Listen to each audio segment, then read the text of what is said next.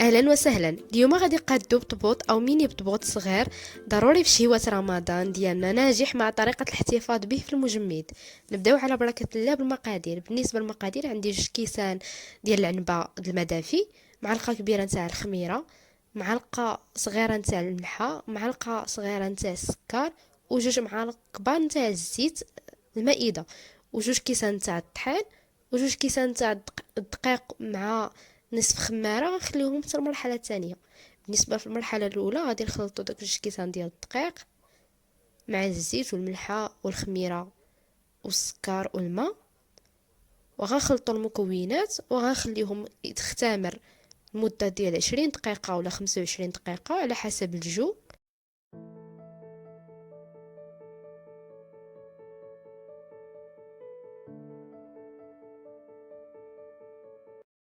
وهنا من بعد ما خلطنا المكونات غنخليوها على جنب وغنغلفوها بفيلم اليمونتير وغنخليوها حتى تخمر مزيان.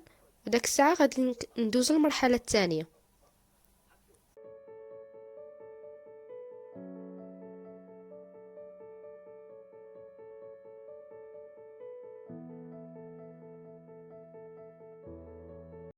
بالنسبه هنايا من بعد ما اختمرنا الخليط ديالنا غادي نضيفو ليه داك نصف كيس نتاع الخميره الحلويات، وغادي نزيدو ليه داك 2 كيسان نتاع الدقيق.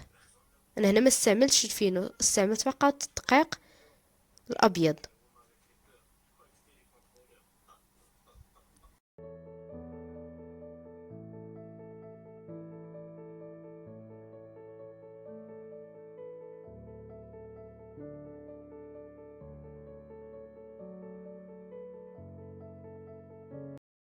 بالنسبه هنايا فانا زدت واحد نص كاس نتاع الدقيق، لان الدقيق ديالنا كيشرب، فكاين النوع اللي ما كيشربش، فهادوك 2 كيسان راه كافيين.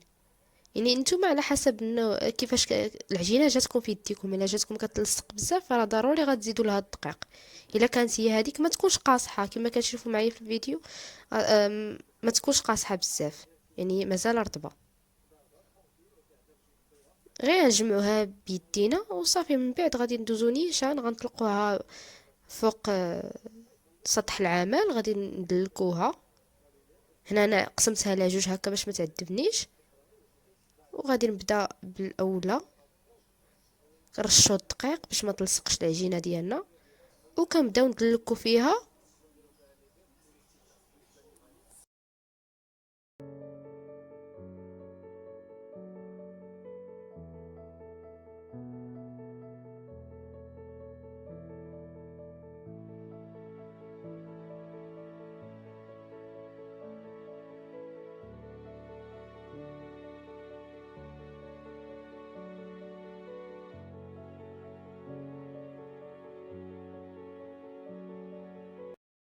وهنايا من بعد ما طلقنا العجينه هانتوما كما تشوفوا السمك ديالها ما غلاتش وما رقيقش بزاف. هنا غناخذوا داك المرشم الدائري، نتوما على حسب الرغبه ديالكم. كاين اللي كيديرها مربع، كاين اللي كيديرها دائري.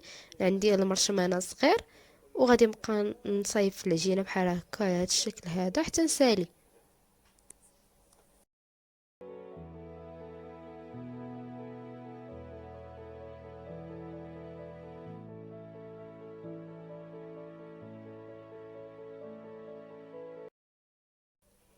وهنايا كان عندي هذاك المنديل فوق داك الصينيه، غادي نوضع فيها داك البطبوط ديالي وغادي نخلي فيها، وغادي نلمدو مزيان من الفوق عاوتاني بشي منديل.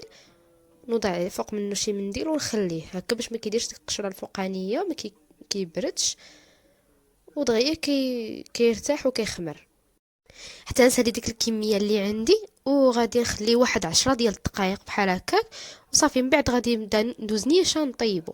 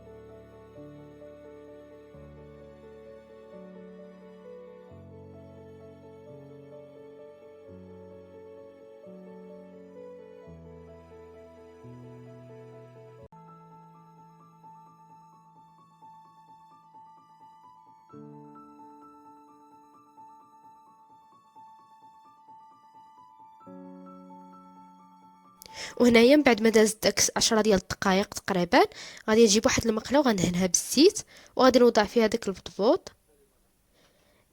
غير نوضعوه يبدا يتنتفخ غير واحد شويه من الفوق، صافي نقلبو داك الساعه كيتنفخ. الا خلينا غير واحد شويه شويه من التحت، ما غاديش يتنفخ. غير واخا يبان لكم راه مازال خضر من التحت، ولكن واخا هكاك غير قلبوه هكا باش دغيا كيتنفخ البطبوط.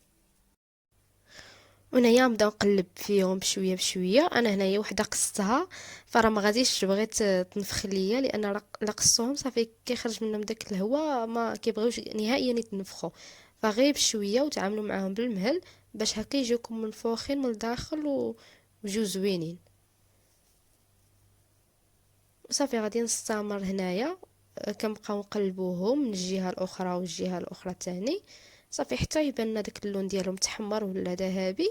ونحيدوهم ونحطوهم، نكونوا دايرين واحد المنديل في الطبسيل باش هكا غير نحطوهم، نلمدوهم فيه باش ما يعرقوناش.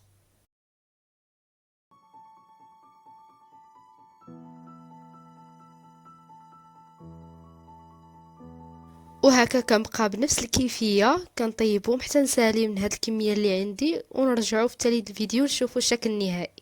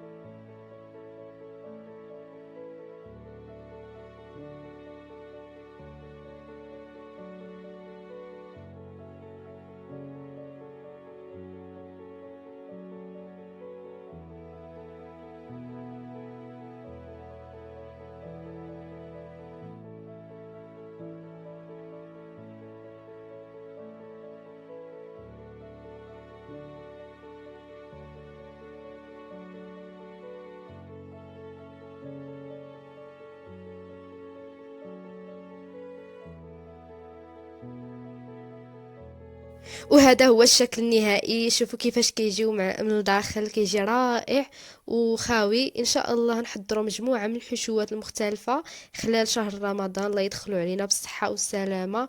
وهنايا جبت ديك البواطه فين غادي نخبيو هاد البطبوط الصغير او الميني بطبوط في هاد البواطه هادي، وغادي نحتفظوا به في المجمد. وغادي نخليوه بالنسبه لهذا البطبوط راه ما كيطرالو والو في المجمد، واخا نحتفظوا به من هنا حتى رمضان. وداك الساعه كنجبدوه عادي وكنخليوه يتسلقي واحد شويه على برا، ومن بعد كنعمروا به داك الحشوات اللي حنا محضرين.